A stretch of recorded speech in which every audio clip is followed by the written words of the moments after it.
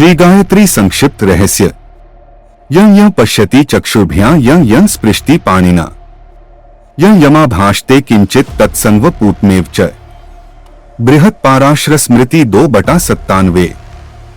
गायत्री जप करने वाला पुरुष जिसको नेत्रों से देखता है, हाथों से स्पर्श करता है और वाणी से जो कुछ कहता है वह सब पवित्र हो जाता है। जो द्विज प्रतिदिन गायत्री का जप करता है वह करोड़ों जन्मों में किए हुए समस्त प्रकार के पापों से मुक्त होकर ब्रह्मा की पदवी को प्राप्त करता है। गायत्री यो जपे नित्यं प्राणायाम समन्विता प्रत्यक्षराम्रयुक्ता स्वांगे विन्यस्यताम्पि सर्वपापाद विनिर्मुक्तो जन्मकोटिकृतात्पि ब्रह्मणः पदवी प्राप्य स गच्छेत् प्रकृतेः परम। पद्म पुराण सृष्टिखंड 48/155-156। जो द्विज गायत्री के प्रत्येक अक्षर का उसके देवता सहित अपने शरीर में न्यास करके प्रतिदिन प्राणायाम पूर्वक उसका जप करता है वह करोड़ों जन्मों के किए हुए समस्त पापों से छुटकारा पा जाता है। इतना ही नहीं, वह ब्रह्मपद को प्राप्त होकर प्रकृति से परे अर्थात मोक्ष को प्राप्त हो जाता है। गायत्र्या अक्षमालाया सायं प्रातश्च यो जपेत चतुर्ना खलु वेदाना समग्रं लभते फलम। अथर्ववेद परिशिष्ट संध्या सूत्र 4-5।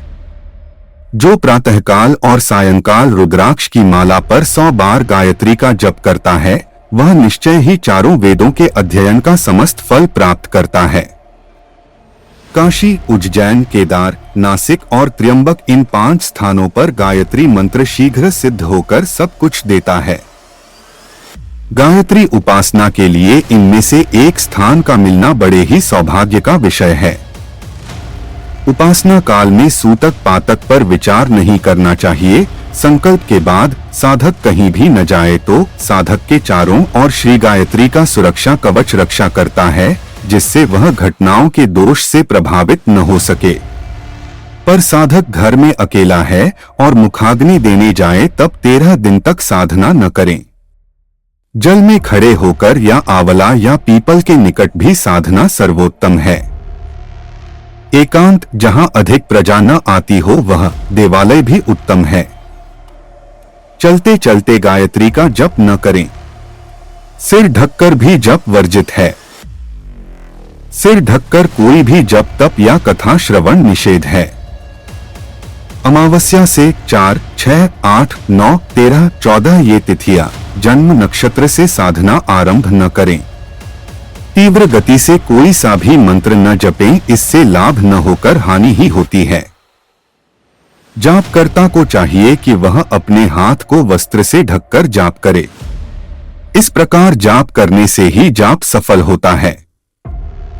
जाप के समय गोमुखी का धारण इसी हेतु के लिए किया जाता है। खुला जाप करने के परिणाम में विषय में बृहद योग्यालवल्क्य स्मृति 7 नवंबर 1941 में कहा गया है। यक्षराक्षस भूतानि सिद्ध विद्याधरोगा है हरंती प्रस्भन यस्यात् तस्मात् गुप्तन समाचरे।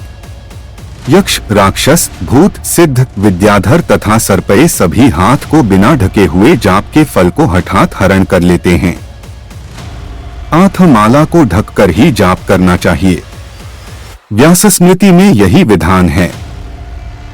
यस्मिन् स्थाने जपं कृत्वा शक्रो हरति तज्जपम् तन्मृदा लक्ष्म कुर्वीत ललाटे तिलकाकृतिः। जिस आसन पर बैठकर जाप किया है उसके नीचे की मृत्तिका मस्तक में लगानी चाहिए, अन्यथा जाप के फल को इंद्र ले लेता है। अप्रोक्षित जप स्थानात् शक्रो हरति यज्ञ जपम् तस्मात् जपान्ते तत्योक्ष्य ललाटे तिलकन क्रियांत। पटले बिना जल से मार्जित स्थान में किए गए जाप के फल को इंद्र हरण कर लेता है। आठ जाप के बाद उस स्थल को जल से प्रोक्षण कर ललाट में तिलक करना चाहिए। इसके बिना जाप फलदायी नहीं होता है। साथ ही विधान है कि दैनिक गायत्री मंत्र जाप करने के बाद जापकर्ता एक बार शताक्षरा गायत्री का और एक बार 24 अक्षरों वाली ब्रह्म गायत्री का जाप अवश्य करें, अन्यथा जापकर्ता को जाप करने का फल प्राप्त नहीं होता। प्रायः जाप में माला छूटकर गिर जाती है। प्रमादवश यदि माला हाथ से छूटकर गिरे तब 108 बार जाप करे तथा निषिद्ध अंग को स्पर्श कर लेने पर हाथ को धोकर जाप करे। देवी भागवत में जप की संख्या 108, 28 अथवा अशक्त हो तो 10 बार श्रेष्ठ फल बताया है। आक्षी कर्म में भगवान शिव जी ने 10 माला कहा है। गायत्री कल्प में बताया कि 10,000 बार जपने वाला ब्राह्मण महान है, इतना न हो तो 108 या 28 बार भी कर सकते हैं। अन्य प्रमुख ग्रंथों में इसकी व्यवस्था इस प्रकार वर्णित है। नक्षत्रों के उदित हो जाने पर 3 बार प्राणायाम कर गायत्री मंत्र का 1000 बार अथवा 100 बार जाप करना श्रेष्ठ कहा गया है। अष्टकृत्व, एकादशकृत्वो, द्वादशकृत्वः, पंचदशकृत्वः, सहस्रकृत्विति। अथर्ववेद परिशिष्ट संध्या सूत्र 217 है। गायत्री का जाप कम से कम प्रतिदिन 8 बार, 11 बार, 12 बार, 15 बार, 100 बार और 1000 बार करना चाहिए। पूर्वा गायत्री मष्टकृत्व, एकादशकृत्वो, द्वादशकृत्वः, पंचदशकृत्वः, शतकृत्वः, सहस्रकृत्वः श्रेति। गोभिलीय संध्या परिशिष्ट जिसके पूर्व में है, ऐसी गायत्री का 8 बार, 11 बार, 15 बार, 100 बार अथवा 1 बार जाप करना चाहिए। सव्याहृति जपम कुर्यादष्टोत्तरशतं तु वा दशाष्टाविंशति चैव कर्मालाक्षमालया। अथर्ववेदीय कौशिकगृह्य कारिका। व्याहृति पूर्वक गायत्री का जाप 108, 10 या 28 बार करमाला अथवा अक्षमाला से करना उत्तम है।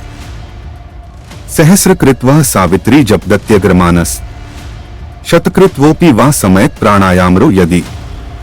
बृहद योगियाज्ञवल्क्य स्मृति।